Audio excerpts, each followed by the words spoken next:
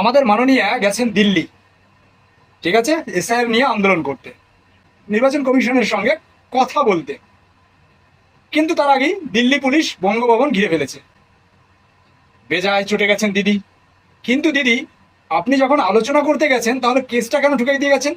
কেন? আচ্ছা, আপনি কেসও করে যাবেন, আবার ওদিকে আলোচনার মতো বলে যাবেন, এটা তো দুরকম তো সম্ভব নয়। আর আপনি কি করে ভাবলেন যে আপনার পশ্চিমবঙ্গে বিরোধীদের যেভাবে দমানো হয় তার কিছুটা আজ দিল্লিতে আপনাকে পেতে হবে না? আপনি এখানে পশ্চিমবঙ্গে পুলিশ দিয়ে যা করেন, দুদিন আগে একজন বিজেপি কর্মী প্রতিবাদ করছিল সৌমিত্র খান, আপনার পুলিশ তাকে গ্রেপ্তার করছে। কেন বলতে পারেন?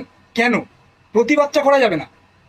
আর আপনি 50 জন লোক নিয়ে গেছেন নির্বাচন কমিশনের কাছে, আপনি একা যেতে পারতেন আলোচনায়, তাহলে আর এই ঘিরে রাখাটা ব্যাপারটা আসতো না। 50টা পরিবার সাজিয়ে নিয়ে গেছেন। আর ওই যা মৃতদের সবগুলো এক দুটো কেস ছাড়া বাকি সবকটা কেস আমাদের জানা আছে কিভাবে হয়েছে। এখন ঢেকে গেলে তো হবে না।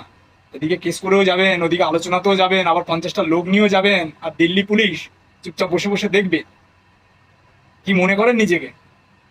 আপনি কি শাড়ি পরে এসছেন সেটা বড় কথা নয়, বুঝলেন? আপনি কি শাড়ি পরে এসছেন, সবাই বাড়ির শাড়ি পরে যায়, কেউ আর রাস্তার শাড়ি পরে যায় না। বুঝতে পারলেন মাননীয়া?